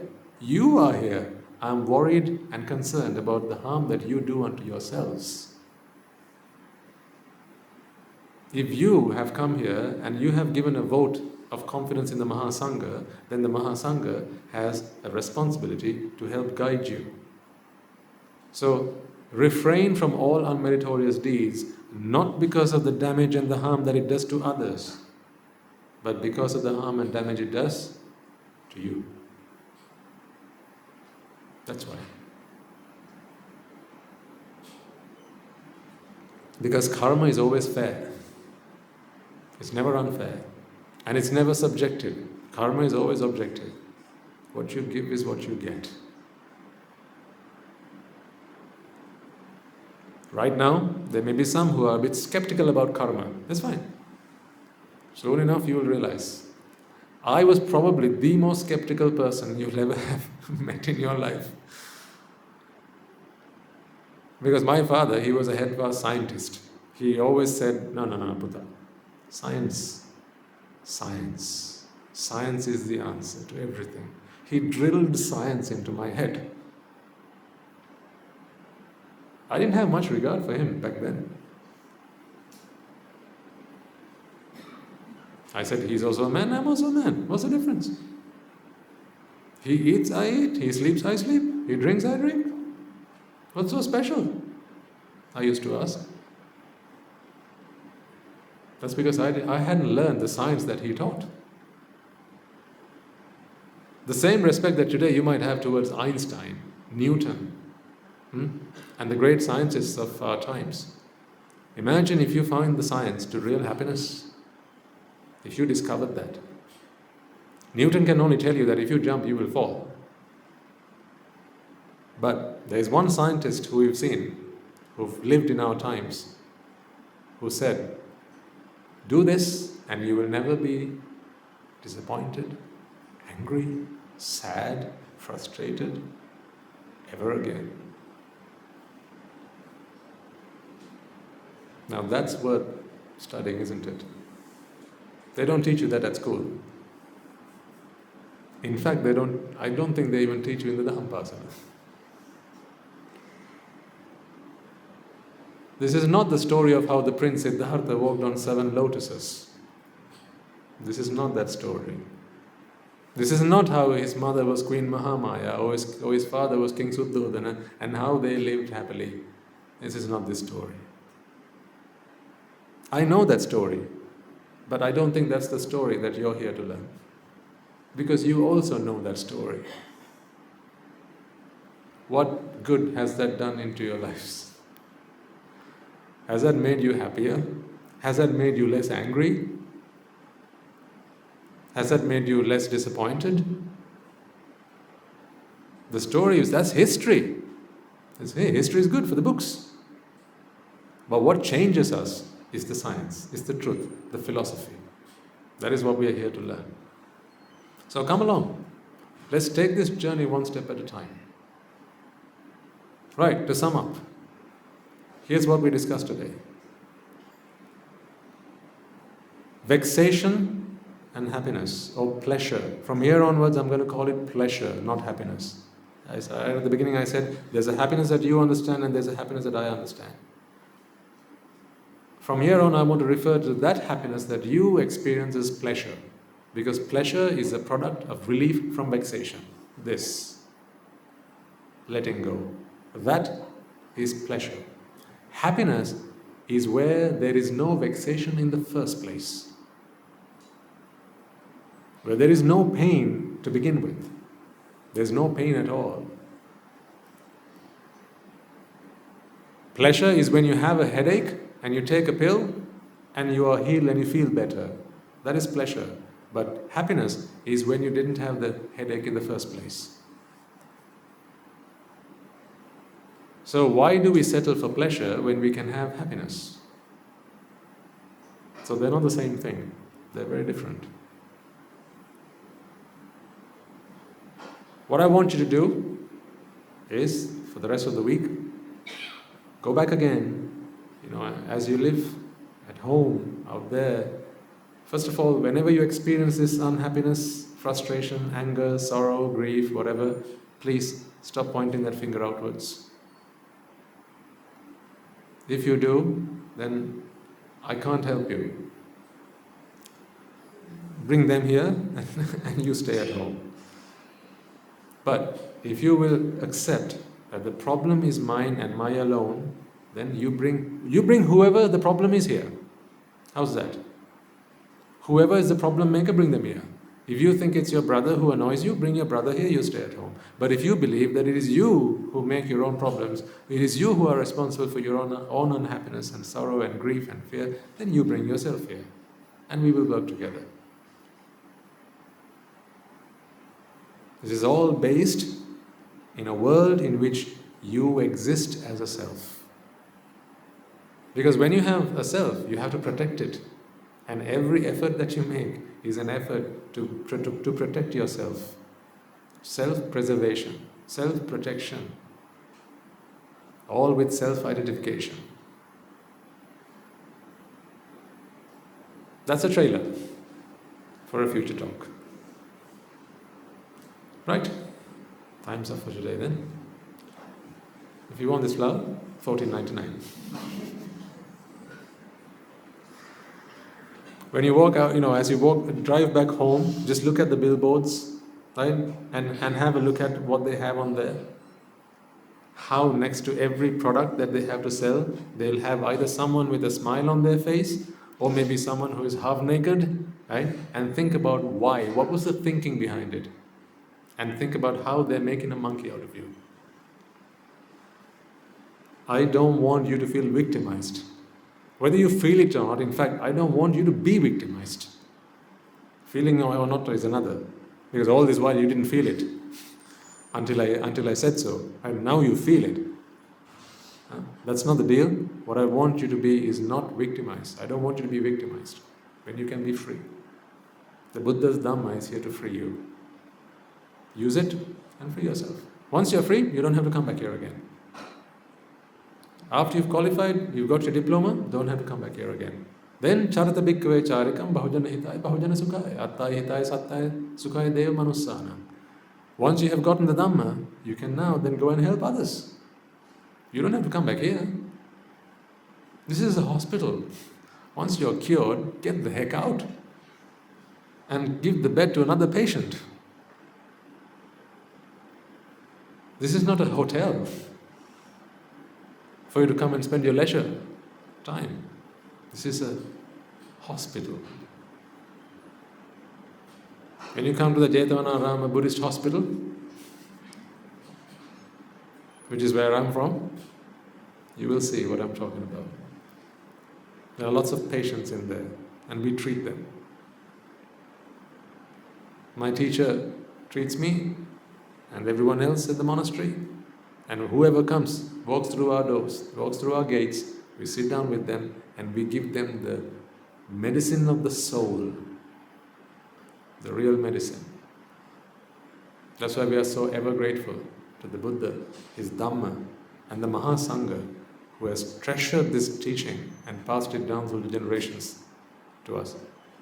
The Tripitaka itself does not have the answer, ladies and gentlemen, because you need to know how to understand the Tripitaka. It's not the same. Reading the Tripitaka, you understand one thing, but once you begin to look at it insightfully, you see a whole new world. The Guru Swami Namaste always says, you have to have the key before you start reading the Tripitaka. That key is passed down from generation to generation through what we call the noble lineage, the Arya Kalana Vata. So now you're all becoming members of that. What I see when I look at you is a future where a lot of people can benefit from the Buddha's teaching. And I know it is not I who will be preaching to them. Of course not. I won't be here 20, 30, 40, 50 years from now. But you will. The young boys and girls, young people amongst you will be. You will be there. And I can't travel the whole world preaching to people. But you can share this Dhamma with your friend, with your cousin, with your brother, with your sister, with your husband, your wife, your co-worker, your colleague. You can. I'm not the one who's going to be doing that. You're going to be doing that. That is the future I envisage. I can see that future as I look at you. So together we can make that vision a reality. The Buddha had the vision. He said, 5,000 years my sasana will prevail. But he's not here today, is he? So clearly he wasn't talking about something that he was going to do alone. He was talking about all of us collectively doing this. So once you begin to be healed, then you can pass on the teaching so that someone else can also be healed. Should you all become monks and nuns for that? Certainly not. This is a way of life, this is a lifestyle that is not for everyone. The Dhamma is what heals you, not the robe. I've seen plenty of people in robes who are sometimes worse than laymen and women. Sorry to say. So it's not the robe that heals one, it's the Dhamma. Whether you're in a robe or clad in white, matters not. Take the Dhamma and may the Dhamma heal you. Right, let us transfer the merits and bring today's sermon to a close.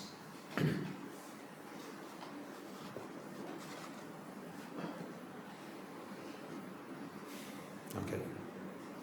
Let us all take a moment then to transfer the merits that we have all acquired by making offerings to the infinite virtues of the Noble Triple Gem, in making invitation to preach the Dhamma, listening to the Dhamma, preaching the Dhamma, and engaging in various meritorious deeds today.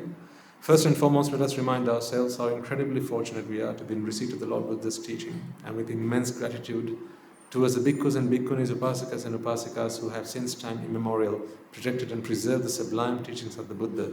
Let us transfer these merits to all of them. Let us also take this moment to transfer these merits to the members of the Mahasangha present throughout the world, including the chief prelates of all of the chapters who have dedicated their lives to the noble path and have committed themselves towards the betterment of all sentient beings. Let us also take this moment to transfer these merits to my teacher, Guru Swami Namaste, as well as all the monks resident at the monastery and the Anagarika and Anagarika communities attached to the monastery. Let us also take this moment to transfer these merits to those who make great efforts to spread far and wide the teachings of the Buddha, be that by translating these talks, sharing them out with others, or inviting others to join them.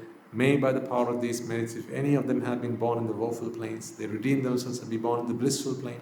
May, by the power of these merits, they abstain from the unmeritorious deeds, fulfill the meritorious deeds, fulfill the noble eightfold path, and may they all attain the supreme bliss of Nibbāna.